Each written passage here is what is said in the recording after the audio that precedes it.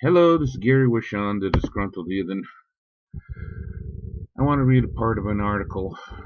Uh, I'll leave a link to it down below if you want to read the rest of it.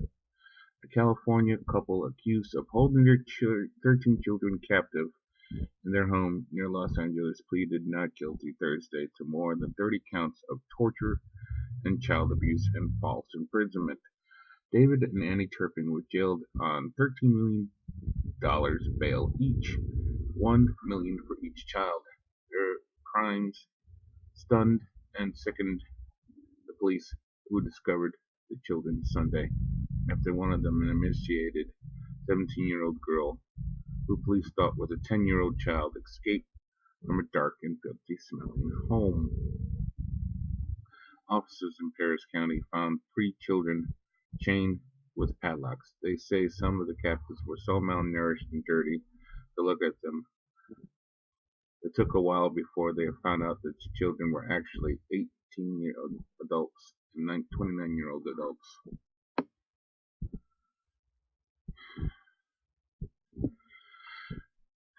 There are cases that stick with you and haunt you. Riverside County, California District Attorney Mike Hurston said Thursday, in this business we're faced with looking at human depravity, and that's what we're looking at here. Heston said the girl who escaped had been planning her getaway for 2 years. Another child initially joined her but turned back. Heston said children were frequently beaten and sometimes strangled for minor violations as washing their hands. Accused them of playing in the water. He said none of the captives saw a doctor in the last 4 years, never seen a dentist, and was not allowed to play with toys. Were given little to eat and fed on a strict schedule.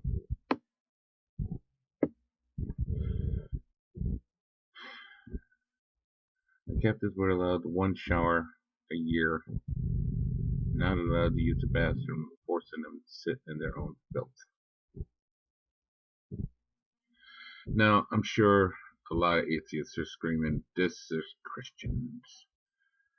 This is what Christian teachings have brought these poor children to. This is the Christian mindset. I never came across anything that's saying that these people are practicing Christians. I read one account where an aunt of the children said that the family is Pentecostal, but that doesn't mean that they're practicing Pentecostal. That doesn't mean, I'm not going to go off on some rant about how this is somehow a product of Christianity. I'm not, because I'm sure there's no shortage of Christians who would like to beat the fuck out of these people. I'm sure there's no shortage of Christians who are enraged by this story. No. This brings something to mind. You know how the Christian doctrine is God will forgive you of anything if you just do it with a pure heart. If you sincerely beg forgiveness, you will be allowed into heaven. It's been argued that even Hitler could have done that and is now in heaven, even though the Holocaust, even though the motherfucker nearly destroyed the world. He's in heaven. And people wanted to defend this, in other words, anti-Semitic asshats, anti-Semitic shitweasels, but always like well, what about the Jews? They brought it on themselves. They denied Christ. They killed Christ. The Jewish conspiracy, the elders, the protocols of the elders of Zion, all sorts of shit. And they try to mitigate the whole argument about God's forgiveness than saying that the Jews brought it on themselves. Let's focus on this. These parents, these creatures, I don't want to call them parents, these things, they brought 13 children into this world. There's ever a moral obligation. And you Christians love to claim the morality card. You like the high ground. You talk about having the moral high ground all the time, and how atheists are bereft of any morality because we don't have God.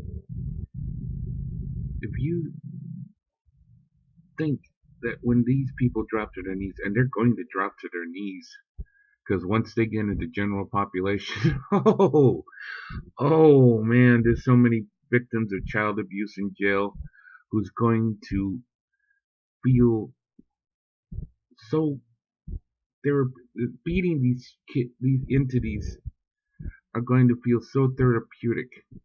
So many people who suffered abuse, they're going to make these entities, these shit weasels, call out to God. Don't you worry about a damn thing, because these people are going, if they weren't Christian before, oh, well, they're going to be crying out with a mighty well of emotion and call upon your God. And if he is real, you actually think these swine can then, upon their death, hopefully painful death, go up to heaven and spend some time with their children? If you think that's a possibility, you lost the moral high ground. You lost the moral argument. You fucking lose. There's no mitigating factors in this. You want to argue that they can attain heaven with asking forgiveness. You're insane. You're immoral, and your God is a fucking monster.